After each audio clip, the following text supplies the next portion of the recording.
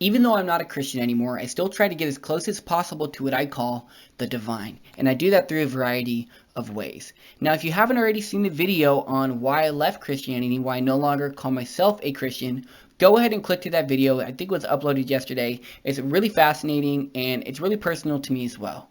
Now, if you don't know who I am, my name is JT Cannon, and I now make spiritual content. I want to help you grow on your spiritual journey, and I want to see you develop into the best person you can. I want what you want, fam. Which brings me to this video, okay? 4 ways that I get closer to God on the daily. Like, we're talking daily.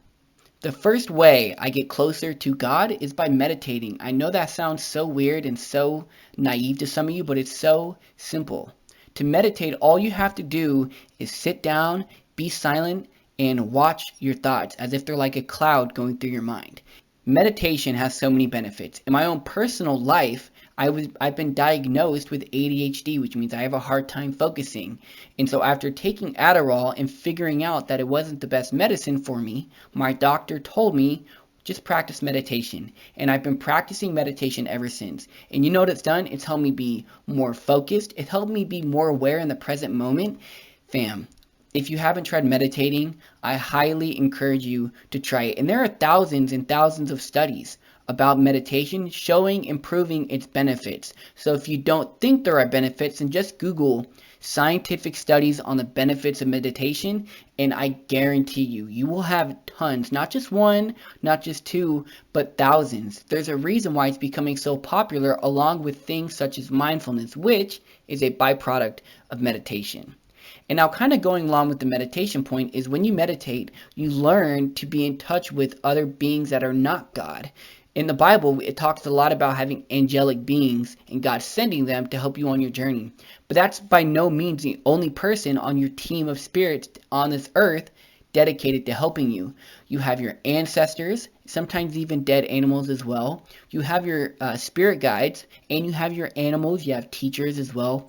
All these people want to help you be the best person you can be, but you have to let them, and you have to develop a relationship with them. It's like asking a stranger for $100. You're going to be like, no.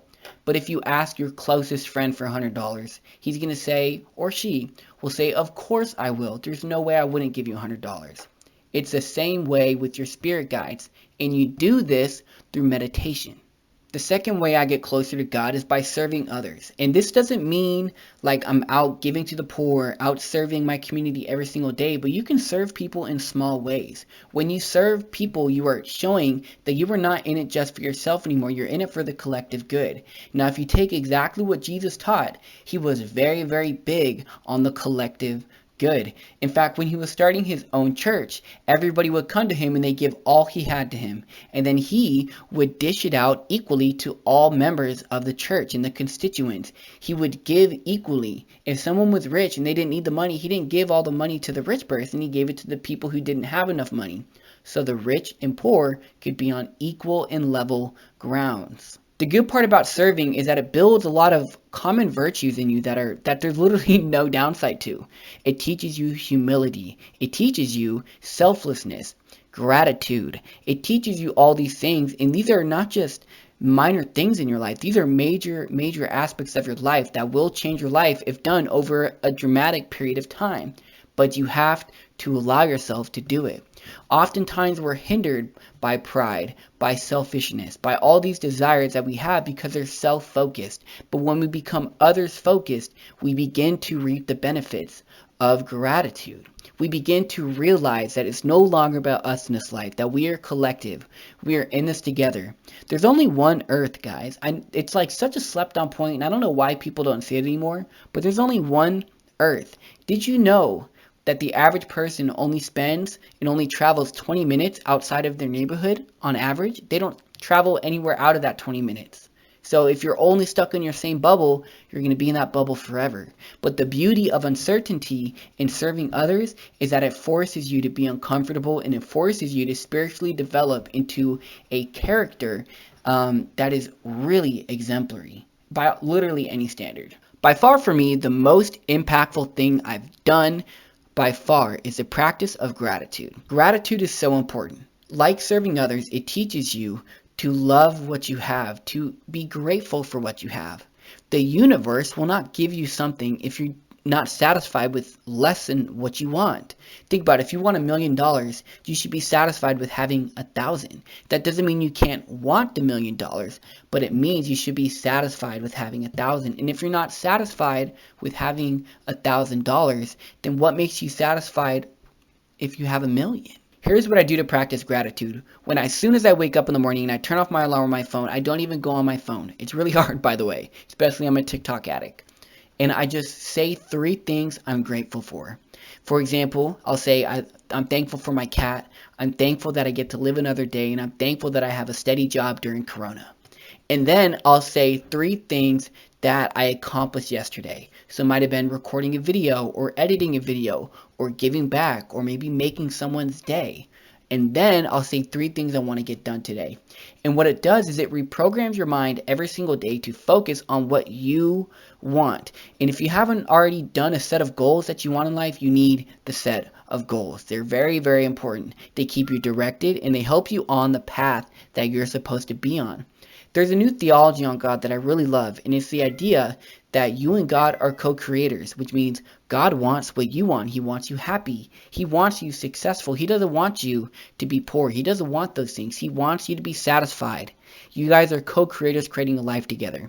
But he can't do that if you don't speak his language, and his language is gratitude. Now, if you're coming back from the Why I Left Christianity video, this next tip is going to rock your world, okay? Reading the Bible, and I guess all kinds of other religious texts.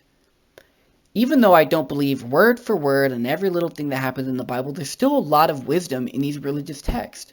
It's no coincidence that many of the religious texts around the world all talk about the same thing. And you know what they talk about? They talk about compassion, love, kindness, gratitude. They give you life lessons from people that have already done them so you can grow. Okay, religious texts are sent here to help guide you on your path. It's help to shape you into a person worthy of being divine. Now, I'm going to do a video on the 12 laws of the universe, but the biggest law of the universe, number 1, the foundation, is that we are one. It's called the law of divine oneness, which means everything in this world is connected. And every religion teaches us that it's no longer about you, it's about everybody. It's about the connection. It's about relationships, community, compassion. It's about all these things. And so neglecting to read your text in your religious documents is just not the way to go. Now, I believe that we all have a certain document that we have an affinity for, which means that we have a document that we really get a lot out of when compared to other ones.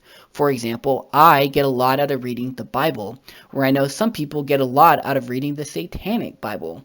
And I also know some people who get a whole lot of value out of reading Hindu texts. These are literally so important. If you want to grow more on your spiritual journey, click subscribe, because I guarantee you watching these videos will help you grow. How do you develop spiritually? What's your secret sauce on developing spiritually? Because I want to know, and I'm sure everybody else wants to know. I love you guys. Peace.